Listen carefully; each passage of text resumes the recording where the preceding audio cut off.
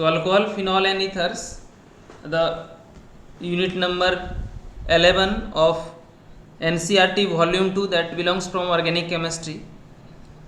So here there are three functional groups: alcohols, OH functional groups, phenol, OH functional group, but it is linked with aromatic system, aromatic ring, एक aromatic system से connected रहेगा, that's why it is called phenol, right? And ether, that contains alkoxy functional groups, right? So लोग पहले functional group को discuss करते हैं, what are the functional group. So see here the three functional groups in alcohol, phenol and ethers. तो हम यहाँ white board पर इसको एक्सप्लेन करते हैं.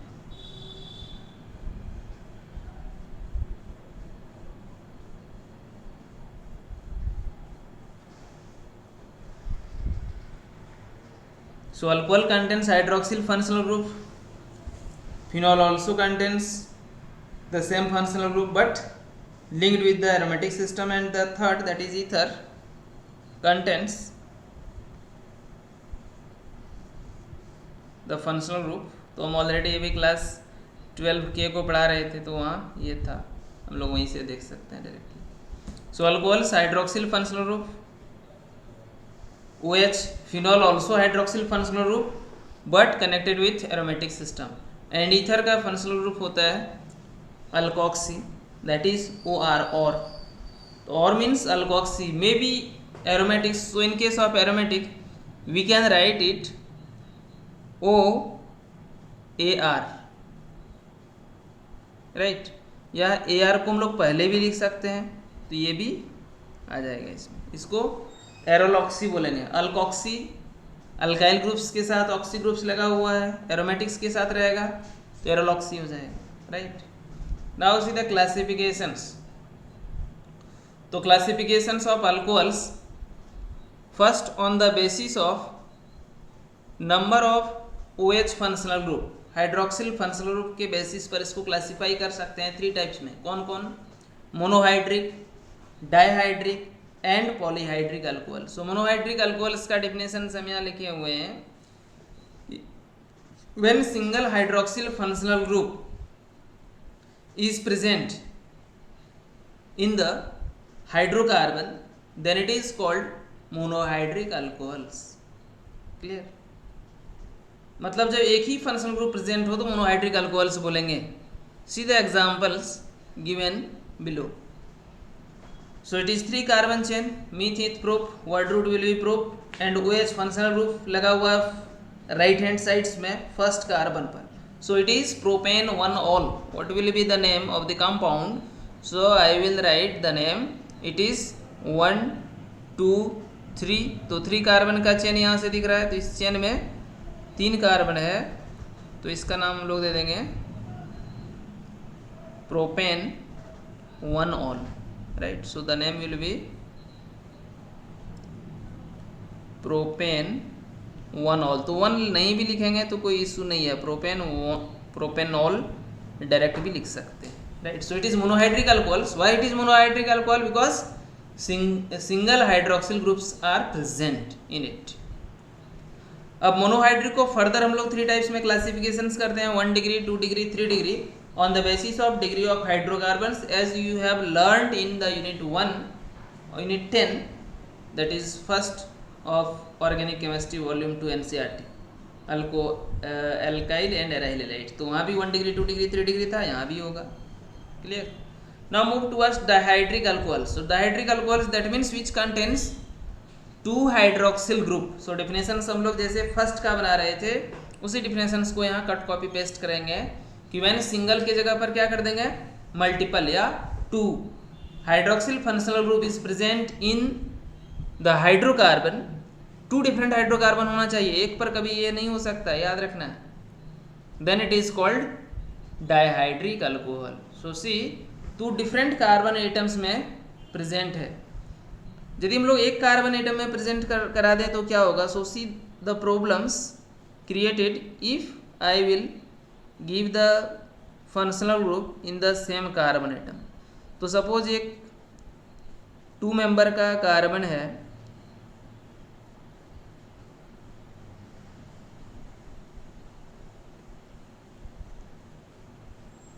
And it is connected with rest hydrogen, तो यहाँ भी हाइड्रोजन होगा, यहाँ भी होगा।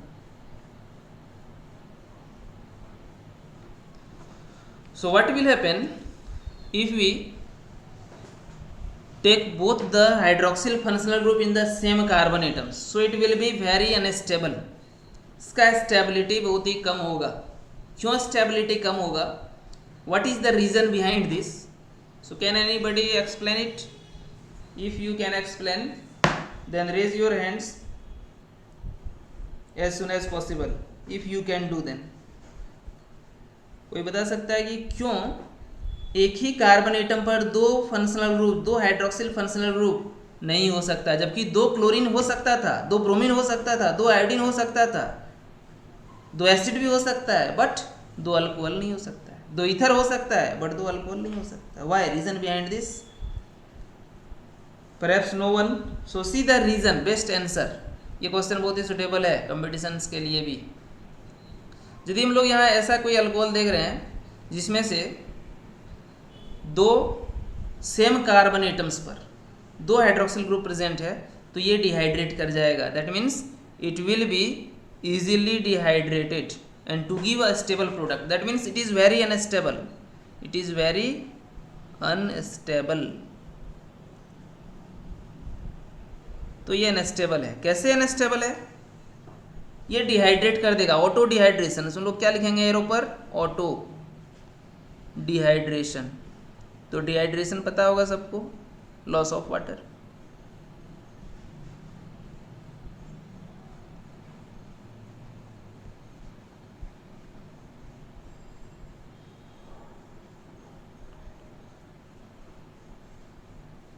तो ऑटो डिहाइड्रेशन हो रहा है। तो क्या होगा यदि ऑटो डिहाइड्रेशन हो? So see the process dehydration how takes place. The bond which is present in between oxygen and hydrogen will be broken from any one point. दोनों में से कोई एक बॉन्ड टूट जाएगा।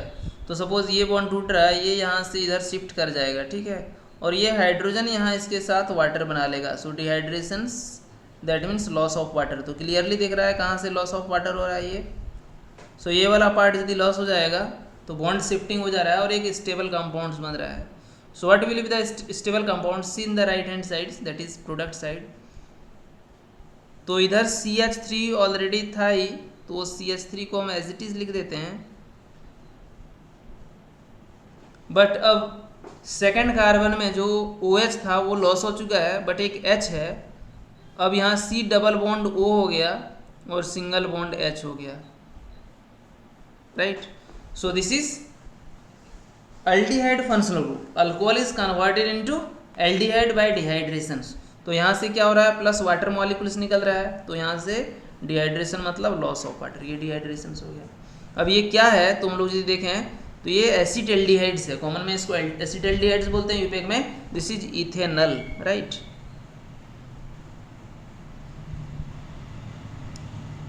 तो ये इथेनॉल बन गया। तो ये बहुत इम्पोर्टेंट क्वेश्चंस था। कोई भी क्वेश्चन राइज कर सकता है कि two same hydroxyl functional group, two hydroxyl functional groups present in the same carbon atom is unstable, why? या नॉट पॉसिबल, व्हाई? तो आंसर ये लिखना है कि it is very unstable. It gets auto dehydrations and by loss of water it forms aldehyde functional group. That is 2 carbon का रहेगा तो ethanol हो जाएगा, 3 का रहेगा तो प्रोपेनॉल हो जाएगा, butanol, pentanol and so on, right.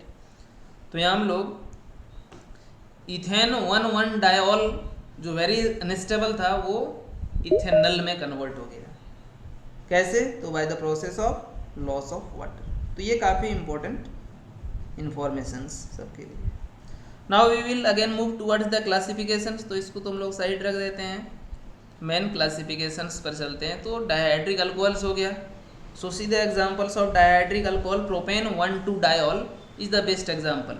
of dihydric alcohol because two functional groups are present but present in different carbon atoms. यहाँ different होना चाहिए, ये इम्पोर्टेंस है.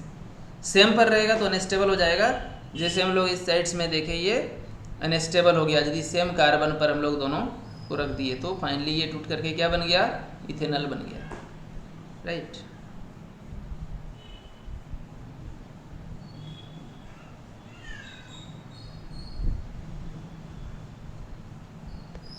Then third, that is trihydric alcohol.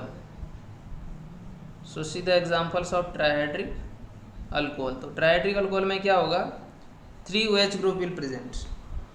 तो डेफिनेशंस हम यहाँ लिख नहीं रहे हैं क्योंकि फर्स्ट वाला डेफिनेशंस का यहाँ कट कॉपी पेस्ट कर देने से डेफिनेशंस बन जाएगा, इसलिए इसको हम छोड़ रहे हैं. So trihydric alcohols are the alcohols in which 3 hydroxyl functional groups are present in 3 different carbon atoms. 3 different में होगा, सेम में नहीं हो सकता है. राइट. तो 3 डिफरेंट में यदि प्रेजेंट रहेगा तो इट इज कॉल्ड प्रोपेन 1,2,3 ट्राइऑल. तो इसका नाम यहाँ हम नीचे लिखे हुए हैं, प्रोपेन 1,2,3 ट्राइऑल. तो ट्राइहाइड्रिक को हम लोग पॉलीहाइड्रिक के अंदर में रखते हैं क्योंकि मोनोहाइड्रिक, डाइहाइड्रिक एंड पॉलीहाइड्रिक होता है. पॉलीहाइड्रिक में trihydric, tetra, penta, hexa and so on आ जाता है. Right. If more than 2 hydroxyl group present in different carbon atoms then it is called polyhydric alcohols. Right. So trihydric, tetrahydric ये सब इसमें आ जाएगा. अब ये क्लास 11 का मैकेनिक्स बता रहे थे तो मैकेनिक्स हम लोग का नहीं है, इसको हम इरेज कर देते हैं क्लास 11 वाला पार्ट. तो क्लासिकल क्वांटम मैकेनिक्स 11 में चल रहा था, इसको यहाँ से हटा देते हैं.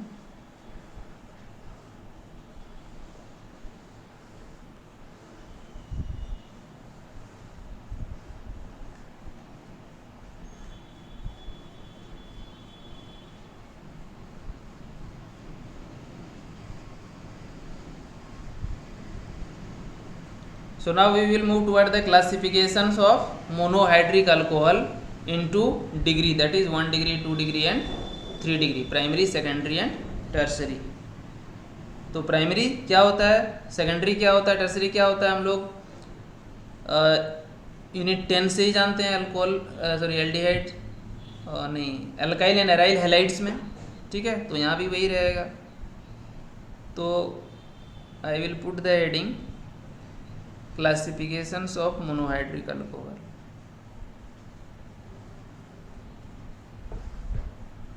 So the heading classifications of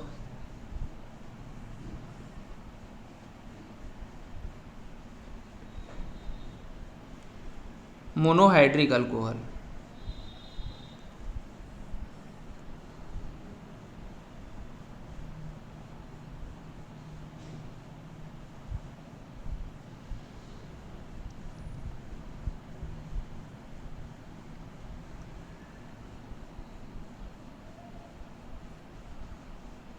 तो ये 3 टाइप्स का होता है. Right. On the basis of degree.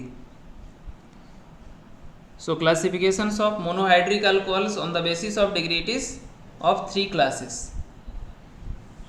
Primary और 1 डिग्री, सेकेंडरी और 2 degree and tertiary that is also called 3 degree. So see first primary. So first one is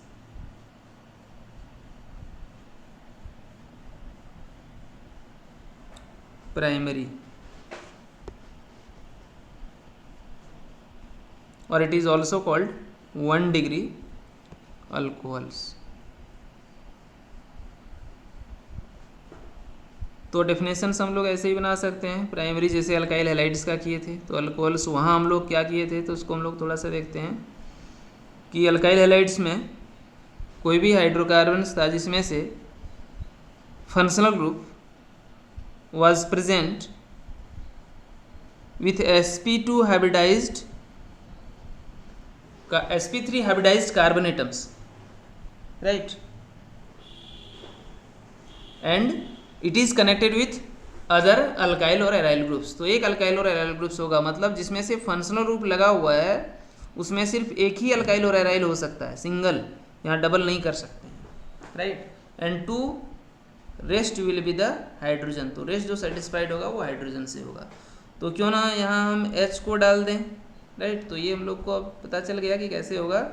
तो हम लोग सब जगह पर यहाँ H2 डाल दें, this will be H2, this will be the H3, तो दिस इज प्राइमरी अल्कोहल्स। हाइब्रिडाइजेशंस क्या होगा, तो हाइब्रिडाइजेशन देखेंगे तो सबका sp3 होगा कार्बन का, this is also sp3, this is also sp3, तो सबका sp3 है, इसका भी है, इसका भी और इसका भी है, राइट। व्हाट इज सेकेंडरी, तो सेकेंडरी में क्या हो जाएगा 2 डिग्री, तो सेकेंडरी का दूसरा नाम होता है 2 degree.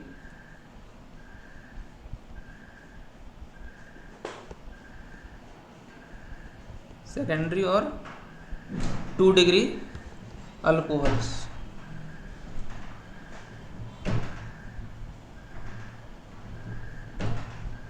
So in 2 degree alcohol,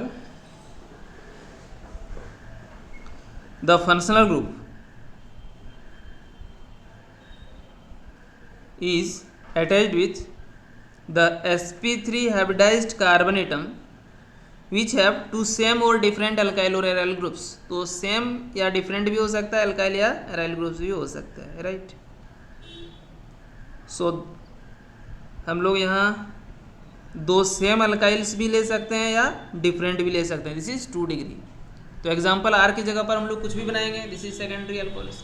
हाइब्रिडाइजेशंस यहाँ भी sp3 होगा, right. And the third one is 3 degree और tertiary alcohols. So see the examples of tertiary alcohols।